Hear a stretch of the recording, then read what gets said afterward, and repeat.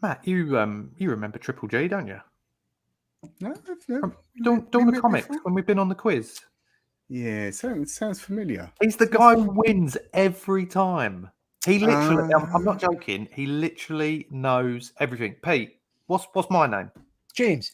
Yeah, what's his name? Matt. And the name of the show? This Week in Metropolis. Yes, and welcome to This Week in Metropolis. We're going to be talking to Triple G, aka he's Pete, the master of the Dawn of Comics quiz, and we'll be talking about his love for comics, his love for toys, all sorts. So make sure you stay with us. But Matt, where can the people find us? You can find us everywhere on streaming platforms. If you like just hearing our voice and not seeing our faces, you can find us on Amazon, iTunes, Spotify, all the usual suspects. If you like seeing our faces, then YouTube and Facebook. Tune in 9 o'clock every Tuesday or watch it whenever you want. So, yeah. But now, let's have this.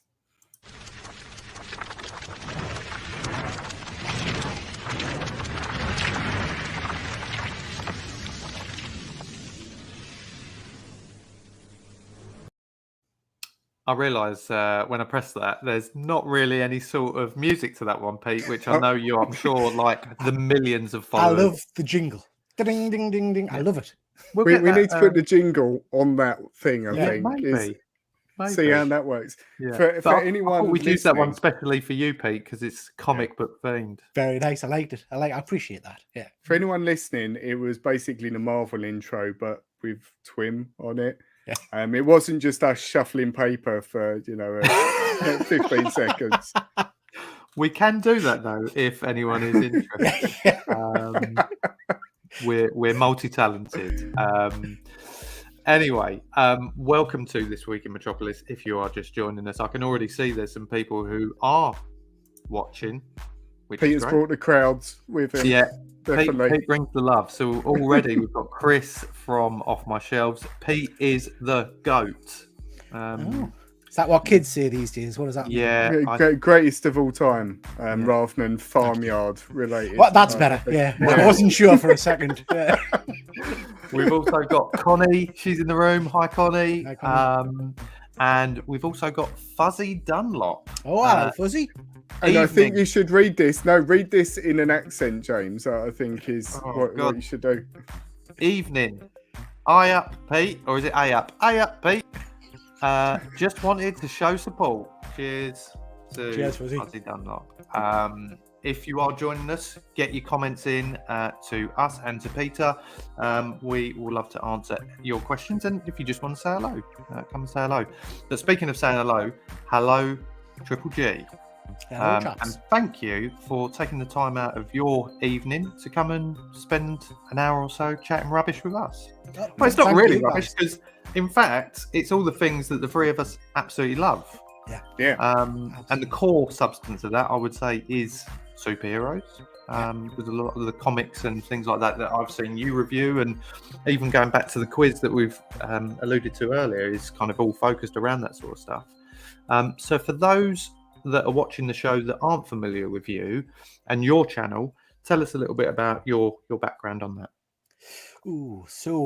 I've been probably like yourselves. I've been a collector of comic books, memorabilia, and that kind of stuff for a long time. Started collecting or reading comics, back when I was 10, 11, and read them ever since, really. I kind of stopped collecting when my first kids came. I had to sell all my collection to fund, baby clothes and diapers and all that kind of jazz. And then I restarted collecting, maybe it's about 5 or 6 years ago now, focusing on first appearances, comic books, and to be honest, reading comic books. A lot of people collect, but not many people read. I think these days, where I'm a big reader, I love reading the comics. I love sci-fi. I'm a Trekker. I love Star Trek. I like all kind of nostalgia stuff, and I'm also big into toys. So I still do collect vintage figures. More recently, I've gone into hot toys, which are obscenely expensive, but I've started picking up a fair few of those. And I just like to have a bit of fun. So started YouTube probably around the start of COVID time, just for a bit of a distraction from life, really, and just loved it. And I enjoy doing this. This for me has been the joy of YouTube. I like doing my videos and sharing my stuff, but then the live shows that I've taken part in. You mentioned Shane's quiz. I love the quiz. I love meeting guys like you, all that kind of stuff. I just really enjoy it. That's kind of, again, I think you've really hit the nail on the head at the end there with the kind of we've mentioned it so many times on the show with the kind of community, and I didn't just realize how big, certainly on the comic book side of things. I'm sure you'll tell me it's the same on the toys front as well. Just the interest that people have in it. I mean, I've seen kind of loads of your videos and the amount of views and followers that you've got and all that, and it's a massive community. I mean, me and Matt have felt very welcomed into it, even though we're not collectors. I know Matt's started collecting quite a few, but even from people that we've kind of got to know over the other side of the pond, and how big that whole kind of network is, and the fan base in comics is absolutely massive. It's bizarre. I mean, I've had, I've made some, I would say probably some lifelong friends through YouTube, from the UK, but I've also made some incredible friends overseas. So I'll give a shout out to Passport One Comics Efren, guy who lives in San Diego. And I got in touch with him doing a bizarre show where basically you have to draw covers and things like that. But we've worked together ever since, and with genuine friendship, it's really, for an old guy like me who's become a little bit jaded with life, it's nice to meet nice, like-minded people. And also, I mean, you guys might feel this as well. When I was in my heyday of collecting, when I was younger, it wasn't cool to be a geek. It wasn't cool to read comics or to like the sci-fi films. And so you didn't talk to anybody about it, really. You kind of shunned away a little bit. Whereas now, I mean, Christ, look at this. 3 grown men talking about comics and toys and things like that. It's brilliant. I love it. Yeah, it's true. I was having related to what you just said, I was having a conversation earlier about a friend of mine messaged me and said, Celebration Europe tickets are out, and I didn't realise at all. And I went to the one in 2017. I went to the one in 2007, and then it was 2017. And the difference between those two events, like the 2007, it was pretty low key. There were loads of people in cosplay. It was just, it had a feel of a fan event. 2017. It's just like a corporate, it's mental. Huge, intense thing. And I was genuinely saying, do I want to go? Like, do I want to go to it now? Because I feel like I'm walking in door and people are just selling me stuff rather than sort of soaking it in. And it in a very short period of time, things have changed rapidly. Are you going? Did you get tickets? I haven't got them yet. I will end up getting them. Get them. Don't get me wrong. I'm procrastinating about it, but I'll go. Don't get me wrong. So yeah. Well, I've got my tickets, and it's the first time I've ever been to it, so I'm hyper for that. Yeah. So if you get tickets, we'll grab a pint. Yes, definitely. Awesome. What day are you going? Are you going all weekend? I've gone all in, mate. I've gone. I get very.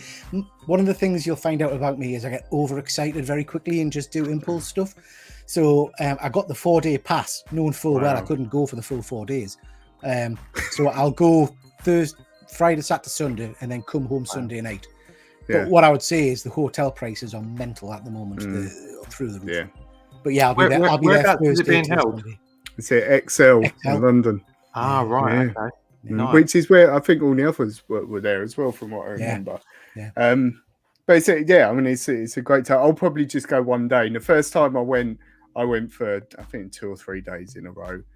And I'll be honest, by the 3rd day, I'd sort of run out. Well, at that time, I'd run out of things to do. So, to be honest, we was wandering around thinking, what do we do now? But, it'd be good. Going back to what you said a minute ago, Pete, about kind of, like you say, when we were younger, you didn't want to be a geek at school. But now, I think, it's kind of, like you say, it's almost trendy now to be a geek. And I mean, if you can imagine, I know you won't believe this, but fat, ginger, NHS glasses who liked Star Trek didn't have a lot going for us when I was younger. Do you know what I mean? Whereas now, people at work and my kids, will ask me, Dad, in Marvel, who's such and such? I'm like, well, then I can spill that knowledge. If I ask us, what the capital of wherever is, I ain't got a bloody clue. Yeah. Do you think that's because of the kind of rise, let's call it, of the Marvel Cinematic Universe and DC to some extent? Because I would say DC started the ball rolling with the Dark Knight trilogy. Because that I would argue Blade was the biggest kind of fringe success. Oh, that was Blade tremendous. was huge. Yeah, the first one we're talking about. Yeah. Oh, yeah. I think with that film, though, do you think that that's a really good point? Do you think because that people actually associate that as a comic book film? It was a horror film. It's the thing, isn't it? Because of his character, I think people would think Batman, he's a comic book hero, but Blade is a bit more off the. I think it was a foot in the door, and the thing it did was make the bigwigs in Hollywood sit up and think, hang on, you can make money from some of these properties. And then it's and you're absolutely right. The Dark Knight trilogy was superb and just started things rolling. And then you had the introduction of the MCU, which wasn't meant to be as big of a success, obviously, as it was.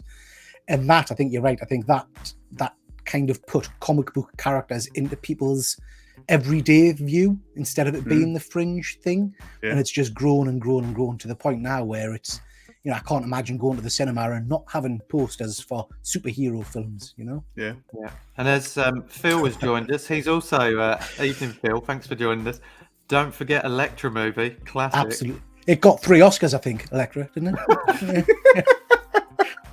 I've never seen that film, and I need to, because I'm very openly a big fan of Daredevil, the original Daredevil film, which is awesome. I like it. I don't care what anyone says. I'm a fan as well. And do you know what? Sorry, do you know what, Matt? It's interesting you've said that. People pull that film to bits. And in particular, the comment on the scene in the park where he has the fight and he throws. I love it. I love it when he throws the stick up and takes his coat off, and it's tremendous. It is. Well, there's films like that, though, is it? I always say that I actually don't mind the Green Lantern movie. I think it serves a purpose. I don't think it's as bad as what I know. It's not brilliant, but again, I think. Do you, as a comic book fan, do you, when you go and watch these movies, do you overanalyze, or do you kind of take it for what it is? It's a film interpretation. I'm up and down with that.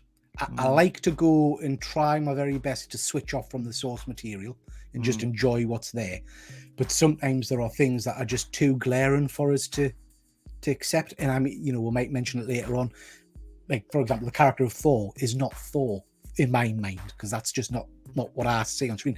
So I kind of make a conscious effort to say, right, this isn't my comic, this is the MCU. This is 2 separate things. Yeah.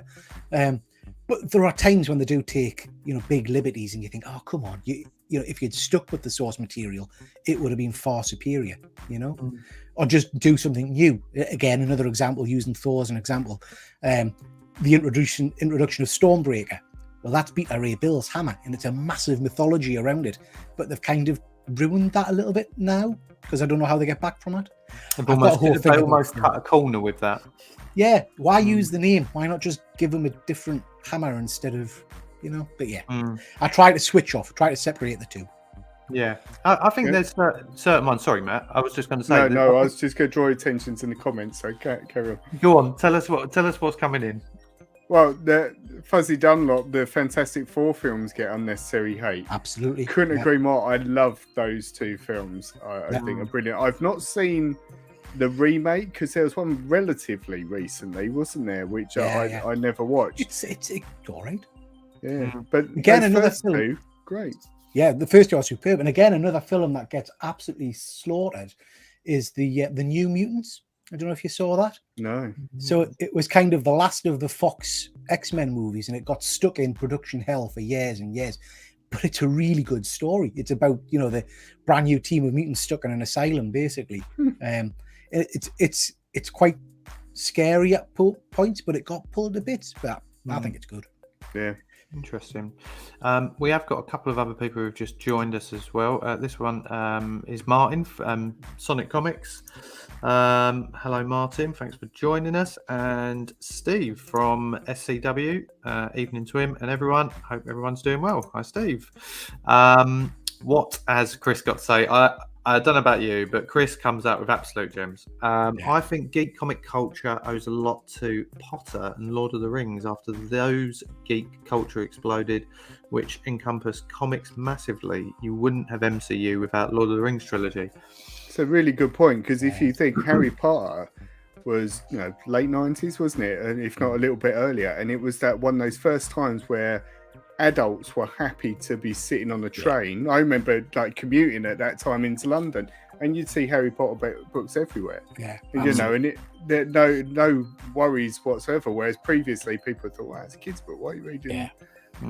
It was a cult into itself as such, wasn't it? I think Lord of the Rings was a great shout as well. I remember, I don't know when they were released now, but I remember being absolutely obsessed with those films. 2001, wasn't they? Around that sort of time? Yeah. Proper cinematic experiences, where I know they were about 3 hours per film or something, but you literally went and were just engulfed in it, It was lovely. The funny thing about this, Pete, is Matt absolutely despises the Lord of the Rings movies. I love them. Do. And I lent Matt the extended versions. So what? Which my eldest son watched. We've spoke about this before. My eldest son watched all of them, back to back, and I would come into the room and go, "Oh God," and then walk out again. Yeah. But is that because are you a fantasy kind of person? Do you like? No, that's the. I'm much more sci-fi, and I remember that taking. I can't remember I think it was The Hobbit, maybe. I remember taking that as a book on holiday many years ago and sort of starting to read it, and I was just like, I can't do this. It just really wasn't for me. And then when the films came out, I read The Hobbit when I was at school. I think it was one that you had to read, kind of thing, as part of the class. But I've never read the books. But I think Phil's made a point there about how gorgeous they are. That's the big thing for me. It's the artistry of it. But then also, I'm a sucker for a big battle scene. And they've got some amazing kind of full-on battles, superb. They are very similar, I would say. I couldn't, they're quite formulaic, I guess, in terms of big battle at the end kind of thing. But films. I agree. I think the battle scenes in them are incredible. Are you speaking of sci-fi? Are you a Star Wars fan? I am. Yeah, I know you said you're more of a Trekker, but I'm a overall geek in general. So grew up on Star Wars and Star Trek TNG particularly. But I love Star Wars. Like I said, I'm off to Celebration as well, so that's going to be fun. I've watched all of the latest series. What did you think of Obi-Wan? Because I've done a review recently. Matt, you've not watched it yet, have you? I watched the first episode of it yesterday. Yeah. So I've sort of broken the seal as such.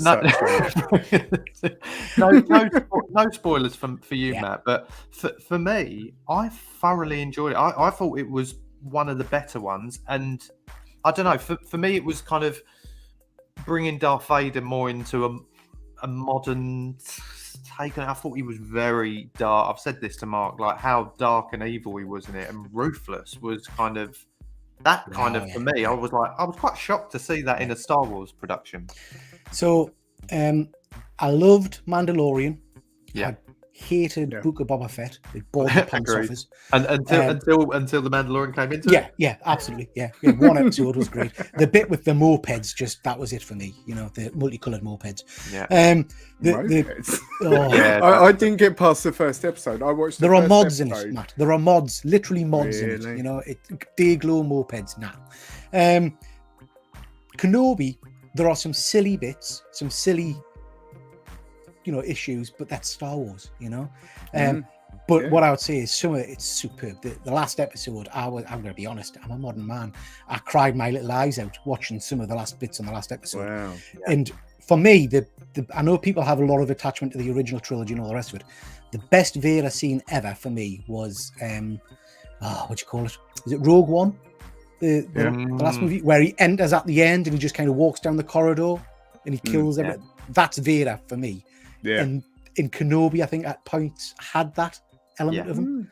So I really enjoyed it. Really enjoyed So it. I found the first episode, like just purely on that what I've seen, when it started, and I quite liked, you know what, I liked the fact there was quite a big lead in when they were going through the prequels sort of, and taking bits of that, and I think that was quite good for people that hate on the prequels. I think the prequels aren't perfect, but they serve their purpose in the arc, and it made me in a way want to go back and watch them, because I was thinking, oh yeah, I remember that was really cool, and so on. But it felt like Star Wars, the beginning bits, you know, Obi-Wan being there, he's in Tatooine, it all felt right until Leia turned up, and that ruined it for me. Well, not ruined it, that's too harsh, but the way the music changed and the way they portrayed her, the Benny Hill running scene.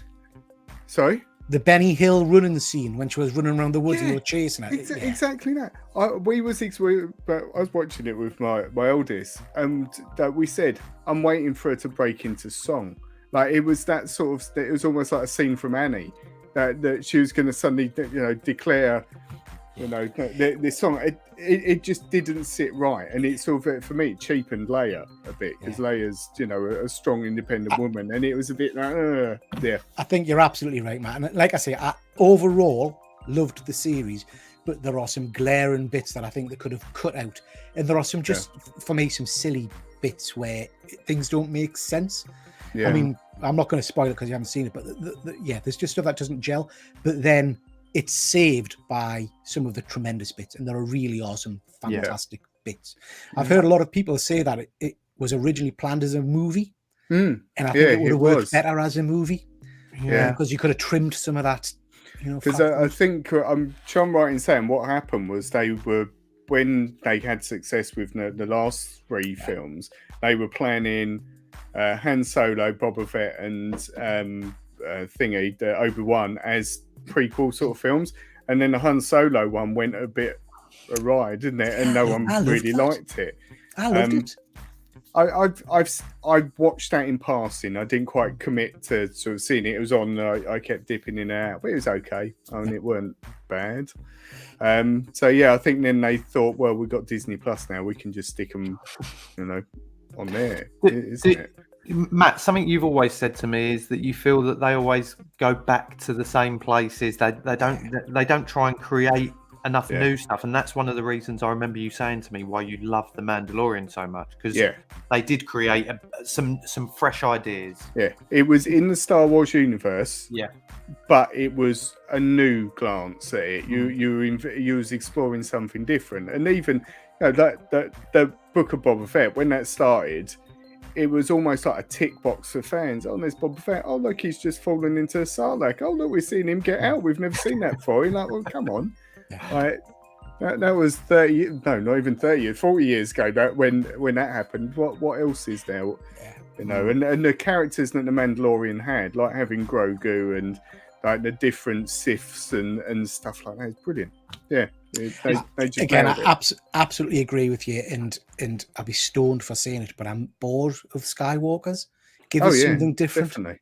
Yeah. The newer films, it killed it for me when God, what's the second one called? It's awful. My memory's terrible. So it's The Force Awakens, and then the next one, whatever that was, where Rey found Luke. And you know, it was that thing of, oh God, Luke's coming to sort stuff out. He's the man.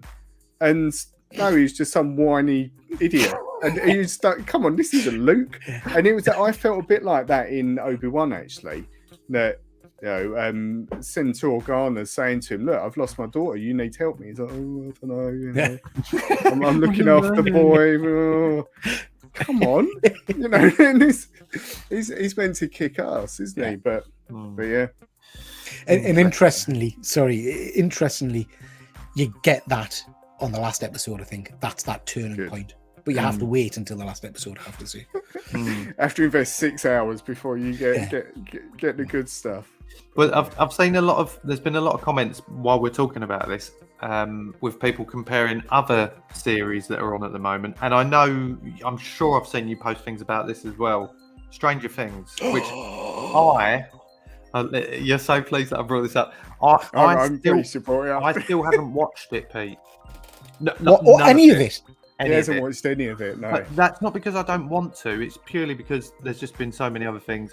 You know, we won't talk about it too much, but I'm a massive football fan, so football comes above everything for me. But Stranger Things is on my list.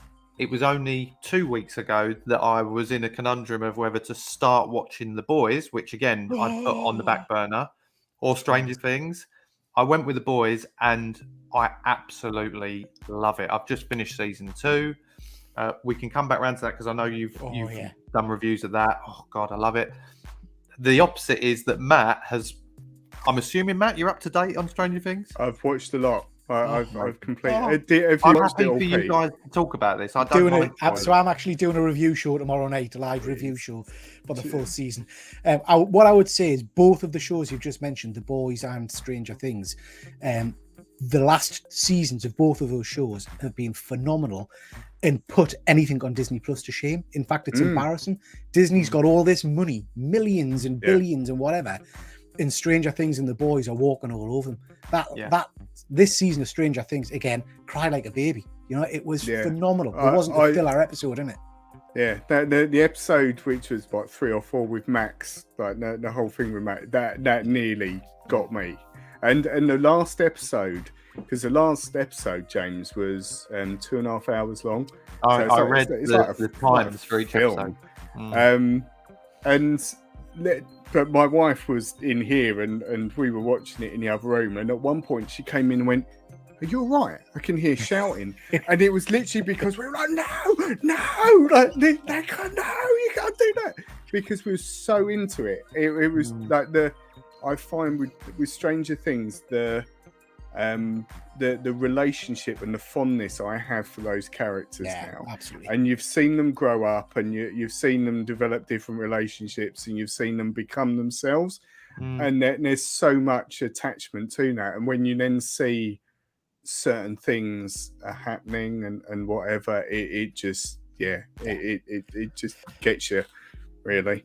And I can't wait for that. They left it on a bit of a cliffhanger, and I can't wait. 2 years apparently. Yeah. I did read that the Duffer Brothers are only now writing it, so I'm not surprised. It's got to be a long way. Yeah. What did you think? I think what you just mentioned there, Matt, about almost connecting with a character, that is the sign of a great show. Because really again, a bit like, and I don't know if you agree with this, Pete, but I've just finished season 2 of The Boys, and again, I've connected. I mean, you had connections in the first one straight off the bat, but this one with Billy's wife, Becca, and things like that, with everything that goes around there, there's so many elements to that. And again, Matt, I'm definitely going to watch Stranger Things, and I would say you need to watch The Boys because it is incredible. I think it's, and I fully acknowledge and hold my hands up and say I'm soft as poop. I really am. I'm an emotional kind of guy. But both of those shows, I would say Stranger Things more than The Boys. I feel a genuine connection. I really do care about what happens to these people. Even people that are relatively newly introduced, I care about what happens to them, But for me, testament to the writing of it. And the acting as well. Tremendous, and it's just the subtle things, the kind of the glances that they give each other, and Will, for example, is one of my favorite characters, and the pain you see in every scene he's in. It's phenomenal writing, phenomenal, and the special effects are superb. Like I think it puts Disney to shame, to be honest. I think, didn't it? I'm sure the fact was it's something like in the last episode of Stranger Things, they spent more on the effects than they have the entirety of like the rest of Stranger Things. It was something like that. What did you think of Eddie with his guitar? I loved it. You see, now in writing, that should sound cheesy as out. Yeah. That's so James, just to describe it, they're in the Upside Down, and Eddie, who's a newer character, he only came in this season, who's into Dungeons & Dragons, he's got long hair, he's a bit of a metaler, and Dustin, who's like a regular, has been there since beginning, who's his friend. Their job is to distract the creatures in the Upside Down. because it's all linked. Like like in Avatar, everything's linked. It's like a hive mind. It's the same in the Upside Down. So the way he does it is by getting on the roof, having his guitar, plugging in an amp, and he plays Master of Puppets by Metallica. Amazing. And just, oh my God, when he started playing, I was like, oh, it's Master of Puppets. I just knew the whole song. Oh my God, it's just But amazing. like I say, in the context of a TV show, that should be very cheesy and a bit, but it works in it tremendous. Cheering as he was doing it. As all these things were swarming towards him and he's just rocking out with his guitar. Yeah. Well, there's a comment here that I think speaks the same language as what you're saying. Phil said, Stranger Things is the kind of show people will talk about for generations. Yeah. I always thought Lost would be like that, but... if they'd ended it after a few seasons, maybe. But... Well, I find it interesting with Stranger Things, though, that how they've got a very clever balance of nostalgia, but fresh ideas. And like the things that they're... Particularly, I found in this series was a little bit more obvious. That, like the things that they're referencing and the things they're picking out of that era are iconic things in their own right, and like they've had Ghostbusters and like dressed up like them and those sort of things, but they do it in a very natural way. It's not necessarily cliched. So to create, as Phil said, something that people will talk about for generations, but also referencing already iconic things. It's a very clever. I think they've been very clever as well with some of the, not just this season, but other seasons, some of the actors they've brought into it and some of the guest stars, from that kind of heyday of 80s movies and actions, Well, if you think Robert Englund was in this series, and it's the whole series, James, feels a bit Nightmare on Elm Street. It's got, and Robert Englund was Freddy in Nightmare on Elm Street. So like having him pop into it and in a very good way, it wasn't he's here. It was very discreet, wasn't it? What about the success of Kate Bush's Running Up the Hill, isn't it? It works. In the context of the story, the emotional kick in the gut, it works. The bit that people talking about like crying nearly in it had that song, and like the way it's linked to everything in it, and Max's character particularly does, like the hairs on the back and neck. It's a powerful tune anyway. Amazing. I remember listening to that kind of a year or two ago when we were working from home, and it was always on Absolute Radio. I was listening to that, and I thought, when you always think to Kate Bush songs, that's not the one I naturally go to. But the fact that we're coming back round full circle, and I think it got to number one a couple of weeks ago. I think she made a bit of money out of it. Yeah, fair play to her. No, exactly. We've got a couple of other people that have joined. I can see Isla's here, and she's also said, I don't think it would be half as popular if it wasn't set in 80s. It's so nostalgic, isn't it? Yeah. I really cannot wait to watch it, and that's the thing. I'm not one, I don't know about you, Pete, and I've said this before, but I'm not really one for trying to watch several different series all at once. And, I would much rather binge a series like I'm doing with the boys, and then have one that's a weekly, like Obi-Wan was. I could kind of watch an episode and put it to bed and carry on with the boys.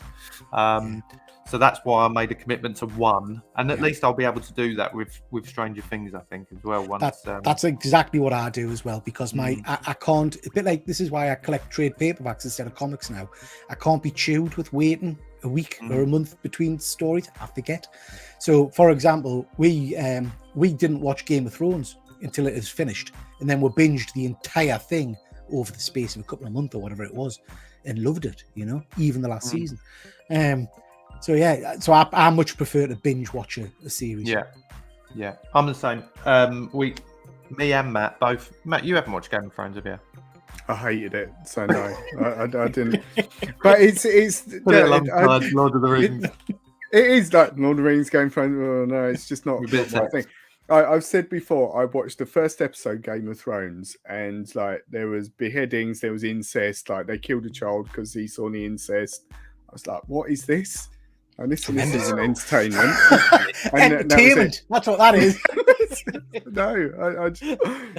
He switched it over and started watching Love Island. That's it. My current thing I keep watching, and I'm being ribbed for it very much, is Gogglebox. I was so dead against Gogglebox. I hated it. I was the same. And they've been watching it, and I keep coming in the room, and then I'll laugh, and I'm like, oh god, I've just laughed at Gogglebox. I used to mock happening? people at work who watched Gogglebox and tell them it's ridiculous. Why are you watching someone watching TV? I'm obsessed. That and Celebrity Gogglebox. I'm obsessed. Yeah, Celebrity Gogglebox think is the better one, isn't it? Yeah, Rylan and his mum. What's good about it is just hilarious. Is the fact that it kind of can put you into on the path of watching some of the shows. Exactly, yeah. Yeah, the staircase we watched on the back of Gogglebox. There's loads of series we've picked up purely by watching Gogglebox. Let's. Oh, I do apologise. There was there's a break in. It's over there, mate. It's over there. The Game of Thrones fans storming the house. Let's get back to a question that I thought of earlier today was, and I think it's a good thing to ask you, is because of your love of comic books, what would you say comic books versus comic movies and film on screen and the reflection of that? What do you prefer, or do you let's just leave it at that. What's your kind of your go-to? I know you're a big collector, so that's probably the answer, but it's a hard one. I'm very simple. I like to be entertained, and I love reading comics. I always have. I love the storylines. My tastes have changed dramatically over the years, but there's something for me about a cinematic experience. I love going to the cinema. I love the noise. I love the surround sound. I hate people eating in front of us. That winds us up. But I love just the feeling. Talking. Yeah, it does my head in. That I went to see. I swear to God, I nearly exploded.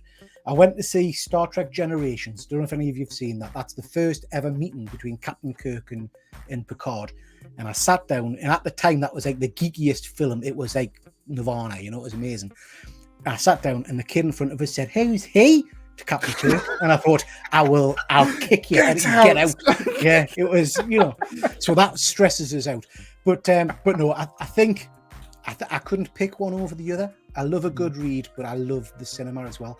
And a bit like I was saying earlier on, I kind of class them as two separate entities, two totally different things. I love it when the cinema experience is based on a book or a storyline, but then I don't want a direct copy. I like to be surprised. So the whole kind of Infinity Gauntlet or Infinity Saga in the MCU is quite different to the Infinity Gauntlet series in the books, but there's enough of those overarching themes to keep us interested.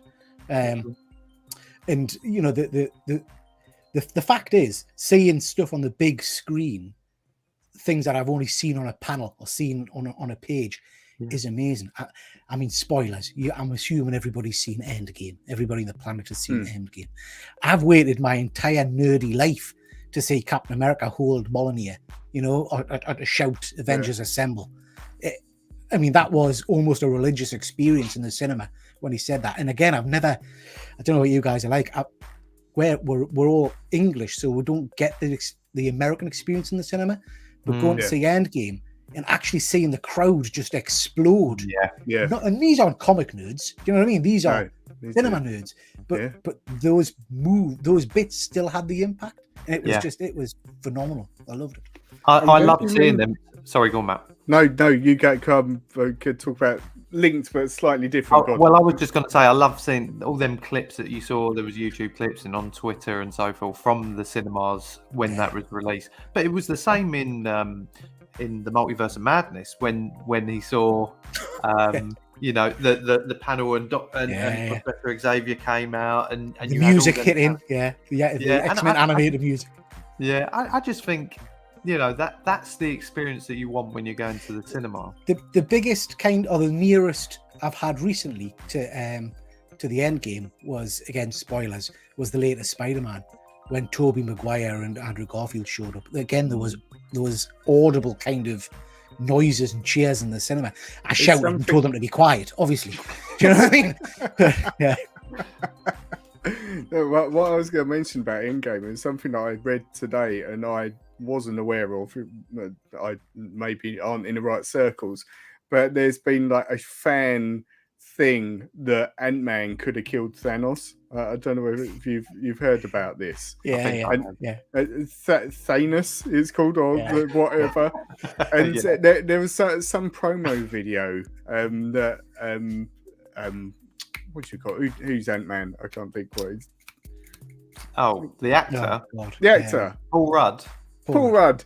Paul Rudd was doing this thing as Ant-Man. It's for some Disney cruise or whatever, and they actually touched upon it and sort of made a bit of a joke about this fan theory, but I'd not heard of it before. For anyone who hasn't heard of it, basically Ant-Man flies up Thanos' bum and then makes himself big. So, Matt, you haven't seen The Boys, have you?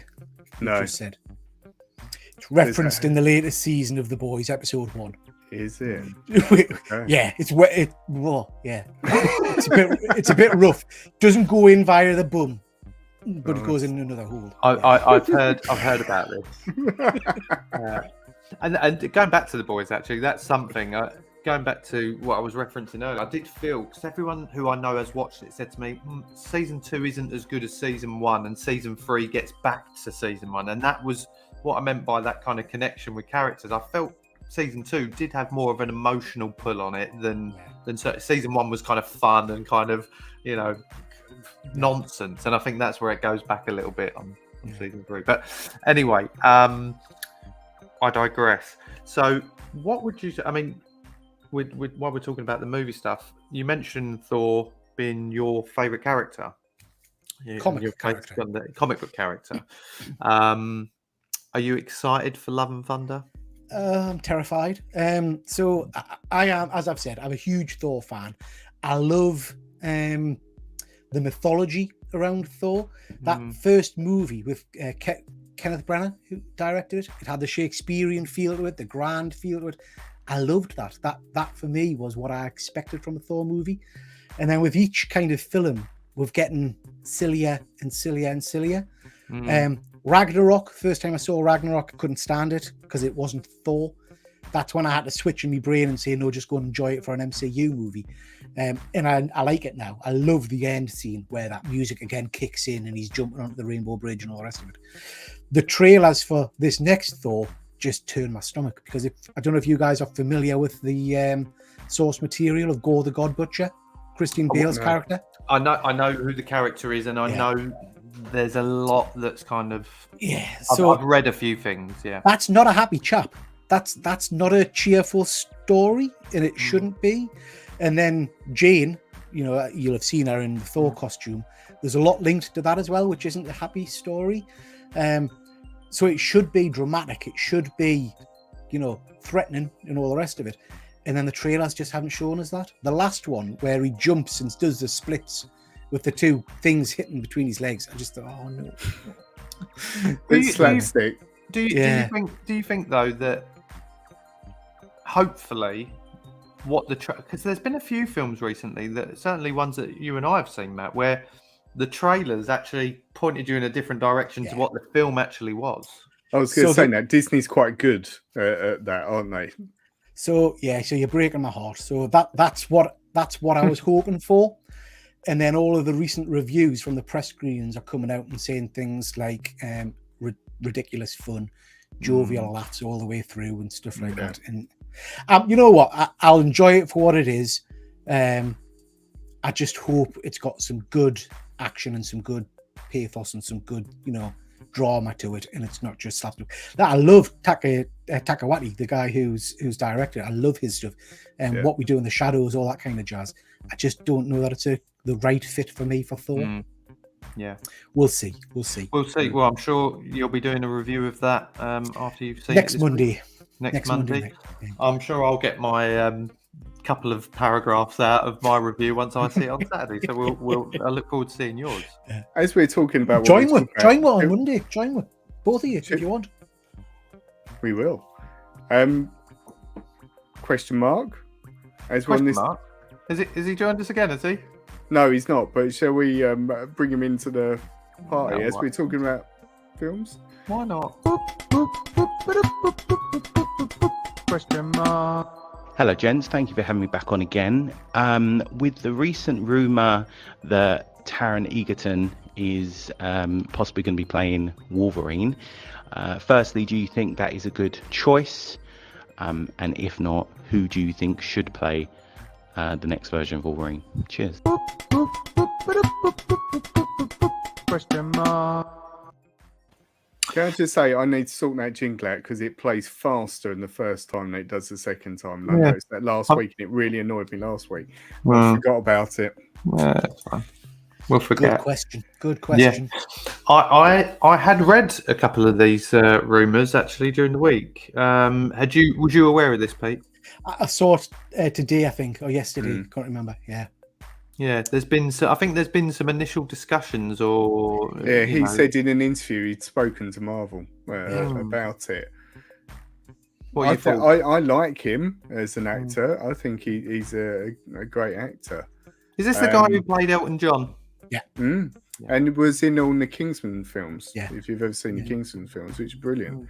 And he played Eddie the Eagle, didn't he? In film too. Was he Robin Hood as well recently? I think he did. Yeah, because I keep flicking through the channels late at night, and on like 5 Action or whatever, that seems to be on all the time. And I didn't even know it made it.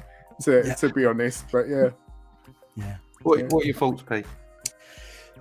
Well, first off, I love Hugh Jackman, and I don't think I think Hugh Jackman is the right age for it. You don't need a young Wolverine. The guy's meant to be, grizzled and old. So if it was ever an option, I'd rather keep Hugh. I'm saying Hugh because we're mates. Do you know what I mean? So I'd like to keep Hugh Jackman. I did see some images a while ago. I don't know the guy's name, but Clint Eastwood's son. He was dressed up as Wolverine. That looked tremendous. But I know he's an actor. I've seen him in. I think he was in one of the Pacific Rim films and things like that. Yeah, I know who you mean. I can't think what his name is. Yeah, I'm not sure what it's called. As for the other guy, I love him in Kingsman. He doesn't shout Wolverine to us, but I like him. He's a good actor. I think the thing with these Marvel films, what I would say is, I can't think of many casting choices they've got wrong, so I kind of trust them. Do you know what I mean? I trust them to go away. The only one I questioned was Angelina Jolie in Eternals. Yeah, well, that entire film was a bit. Well, I'm glad you said that because I hated every minute of it. But her character, it felt like you brought in a very big actress, which she is, but it was a bit wasted because she didn't really do much. She was a bit confused, wasn't she? Through most of it. That's what she done. Yeah, that was it. Hello. I just think, God, you probably paid her 50 million to turn up. Absolutely. And she didn't even take advantage of her, in it. But yeah. No, is there anyone that you both would? Because my thoughts probably the same align with you, Pete. That I just can't think of anyone other than Hugh Jackman as or Jacko as I call him. Yeah. You know who you'd want, James, to play him? John Cena. Oh God, God, no way. You're not a John Cena fan? Definitely not. He hates John Cena. Yeah. Although, by all accounts, he's supposed to be pretty good as Peacemaker. The Peacemaker series is brilliant. It's very good. I've not watched it, but I did watch. I quite enjoyed him in the new what's the name, Suicide Squad. So, maybe you've watched the opening credits for Peacemaker, but the song. No, I've not seen anything of that. I have, yeah. Google it and just watch it on YouTube. The opening credits are phenomenal, superb. Yeah. Phil from Phil's Nerdiverse has just made us vomit in my mouth a little bit. Daniel Radcliffe as Wolverine. Please, no. Get lost. I don't know whether he's lying or not with that. Yeah, that wouldn't be the one. But I agree. It's got to be Hugh Jackman. There can't be anyone else. Matt, have you got any other options you could throw at that role? Apart from really stupid ones that I could probably reel off. But, no. Would this be a reboot then? Is that what they're planning to bring that I think that's how it was worded. That was sort of the suggestion that they're going to bring him back into the the current phase or whatever. But it's unfortunate. I think you've got to that point now where it feels a bit like Disney does. Disney has a long tradition of every generation we remake the film so that we keep rights to it and we keep the next generation happy. Yeah. That's why they remake all their, they're now doing live actions and the animated ones and whatever. Yeah. And it feels a bit like that now, doesn't it? It's sort of, which is a shame.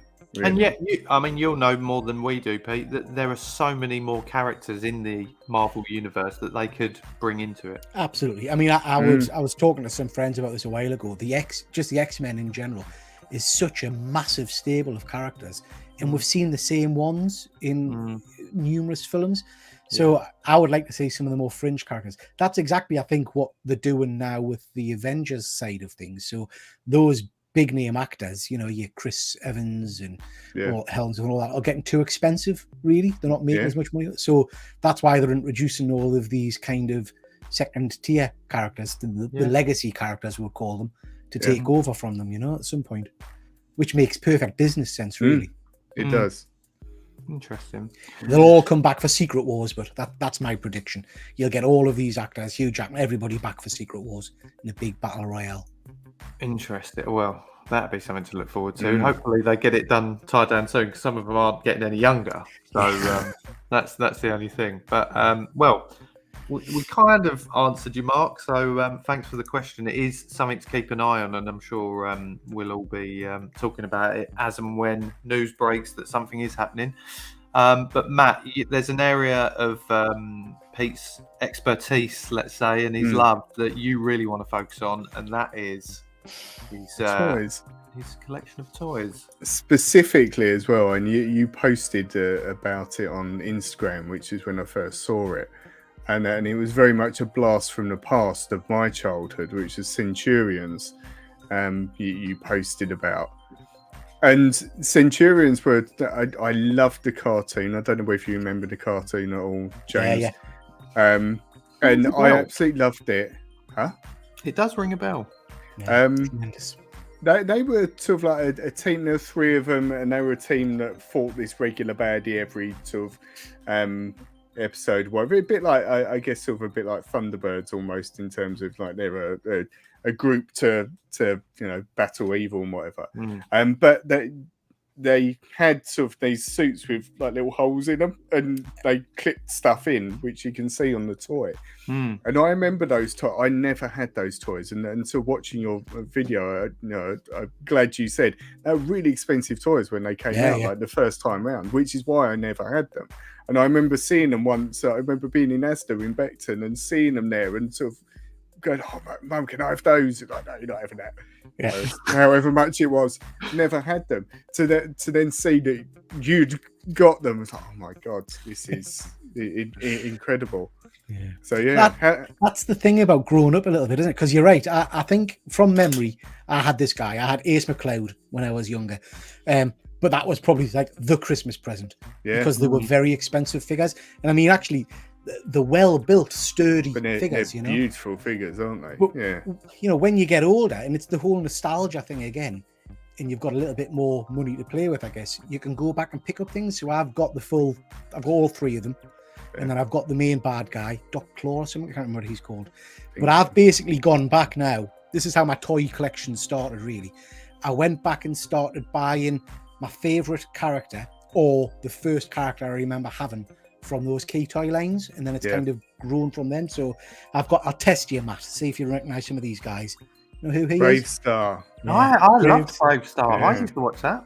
I'm desperate for his horse, but it's very expensive, the horse, like 150 quid. Well, when I was watching the video where you was talking about Centurions, as I do when I watch these videos, so oh, look on eBay, I might pick one of those up, and then saw the price for them, like, good God. Yeah.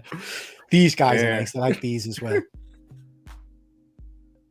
Visionaries. Yeah, Visionaries. Yeah, loved it. The animals came out of their staffs. That's right. I would love a hot toy version of one of them. Amazing. These are a bit similar. These are a bit more. Oh, God, what were they? So you take the chest plate off, and it's got a hologram inside. What were they then? So these are the Supernaturals. Right. Supernaturals. I recognise the toys, but couldn't tell you the name. You know that. Zoids. No, that's Grimlock. Grimlock. Oh, of course it is. Yes, That's the Zoid. That's it. I love Zoids. I've got a very sad-looking Zoid somewhere from my childhood. Well, I hate Lego, and then I bought that bloody Zoid, and it was a pain to put together. I love this. Look at that! Wow. I Sectors.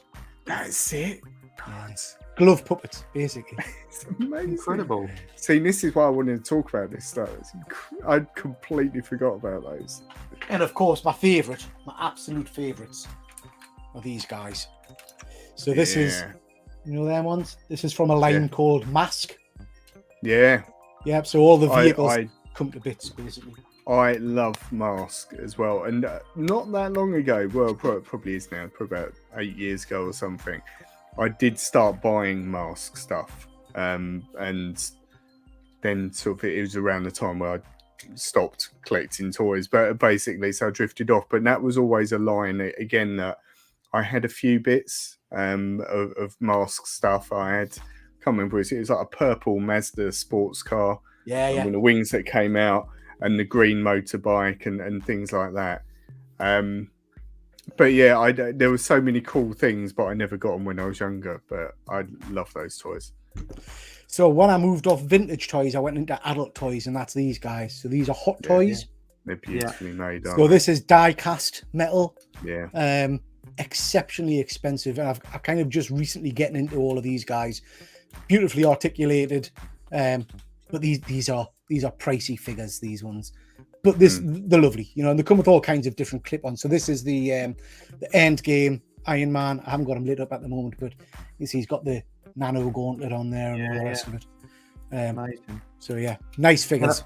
I love the posts you've been doing as well with them, Pete. With kind of as a featured bit of kind of art. It is almost like a bit of artwork, isn't it? Yeah. So I've recently, and again, it kind of plays into what we're talking about nostalgia. I've recently gone down an 80s movie route. So I've picked up the original Arnold Schwarzenegger battle damaged Terminator. I've got a Rocketeer.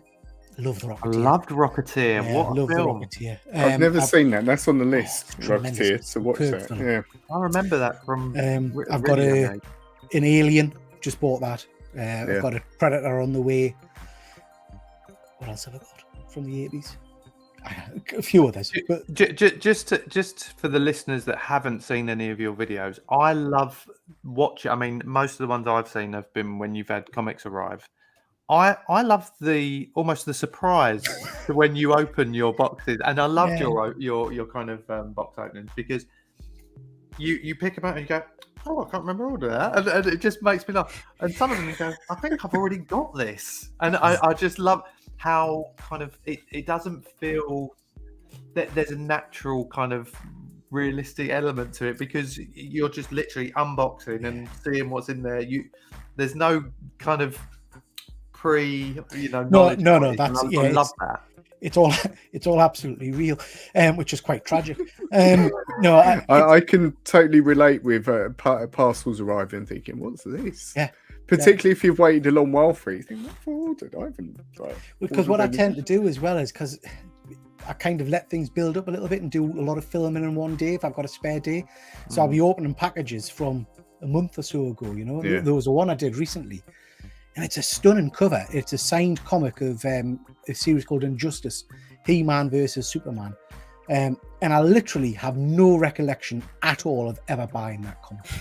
I was no idea. And then somebody's actually commented on the video and said, you bought that off me on eBay, on Facebook. And I was like, oh yeah, of course I did. Yeah, I remember now. But just gone. Like I said at the start, you've had a load of. Sorry, I was just going to say, I love the fact you've got a load of parcels that you have just put to one side and not opened. I love just purely for that's your discipline. That is. Yeah, but it's frightening as well, because particularly with the hot toys, when you're paying a lot of money per figure, if I don't open them, I've got no idea if they're damaged or not. So I've started opening them, have a quick look, take a photo, and then putting them away to open properly and have a proper play with, you know. I like the fact that you're handling those things as well. I think that the thing for me with collecting and stuff like that, I've said before, I've got over 100 Star Wars figures in their packages sitting in the loft. and I don't even look at them. They're just there. And I've sold a lot of my collection off because it was just that. It was just sitting there, and I was thinking, well, I'm not appreciating this. I'm not getting anything out of it. I've got a few sort of ones on the shelf now, not I sort of love, but I think it's important to not be too precious over these things. You know, they're there to be enjoyed, aren't they? I think it's a tactile thing, to be honest. I think particularly with particularly with the older vintage stuff. I love having a proper look at them. And then these are some of my favorites because, and this sounds really weird, but the die cast, I don't know, there's just something sexy about the metalwork and the feel of metal. And, it's it feels solid, I guess, and yeah. It's late night. It's gone past 10. RoboCop. That's it. Sorry, RoboCop. That's the other one I've bought. Nice. Are there any on your list that you want? Like what's on your sort of wish list at the moment? So I've got I've got a Star Wars one coming, which I said I would never buy, but because I'm scared I'll go down another route with that. A Hot Toys one that you've bought, yeah. But it'll fit in with the movie collection is my rationale. Sure. Hopefully. I've got the full, I think Shane's in the comments, so I've got the full Sideshow Justice League setup that they've released so far, but I would like a Aquaman and a Martian Manhunter to go with it for that original JLA lineup.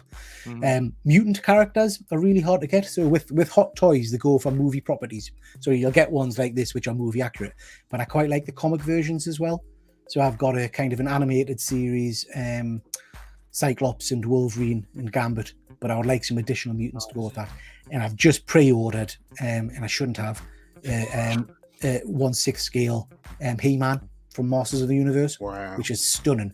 But then literally after I bought it, and because you've got to ship it from America, it's a lot of money. Literally after I bought it, they've announced a She-Ra and a Battle Cat, which I'll have to have. You've got to get Battle Cat at the very least. Yeah. And I love She-Ra, so I'll be getting She-Ra as well. I think that they are the toys that I know if I started buying Masters in the Universe, it would be a very slippery slope, and I never have because of that. Because I loved those toys when I was younger, just the whole look of them, and the different characters and everything. Oh wow! I like these guys as well. So these are die-cast Transformers from a company called 3-0. But again, that was a slippery. That was a slippery line to go down. So now I've got, I think, 3 different versions of Prime. Yeah. He's my favourite Transformer. So a couple of versions of Prime. We've got a Bumblebee. But the problem is, once you start collecting them, you can't stop, Yeah. Have you got your own dedicated room in which you can keep these things? Yeah. So I'm very lucky, really. We've got a spare bedroom and a computer room and another spare room. So I've kind of taken over one of the spare rooms and turned it into my geek cave. It's not big enough, but I need a bigger room. I'm waiting. I'm encouraging the kids to move out. And then, measuring up their rooms. Yeah. You can fit a big cabinet over there, nice display side over there. Yeah. Amazing. Well, there's tons of comments coming in as well, Peter, as I'm sure you've seen. And I love that. Phil, again, classic line here. I'm going to have to mute Pete's feed because he's going to influence me to buy these.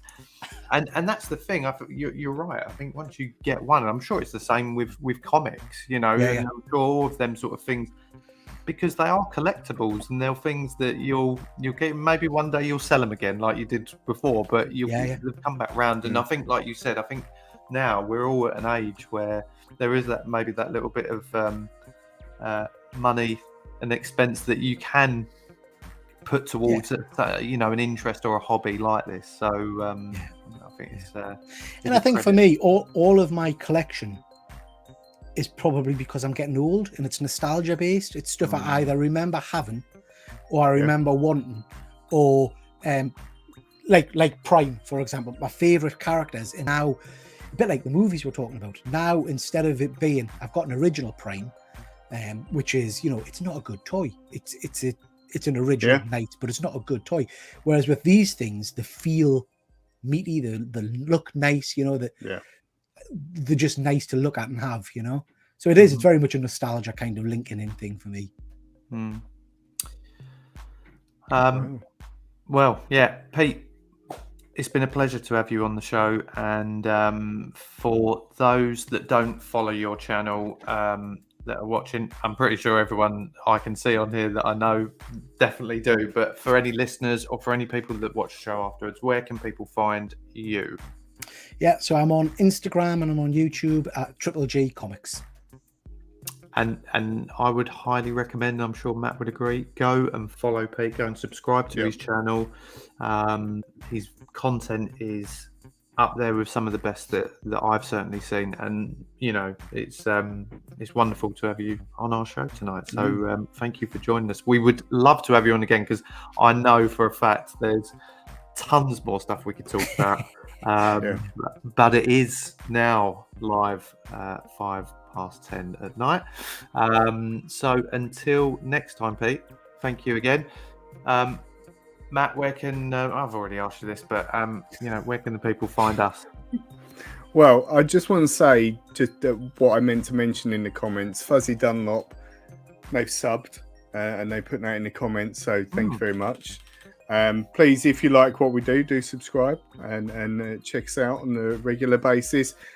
Day to day, have a look at our Instagram, because this episode will be chopped up into lots of little pieces, and we'll take the highlights and post that over the next week. So you can, if you don't want to sit there and invest an hour listening to us talking, just watch little bits, and that's fine. You'll get the gist. But yeah, otherwise, Twitter, Instagram, Facebook, we're on all of those. And as I said earlier, we're on all streaming platforms as well. So yeah, have a listen.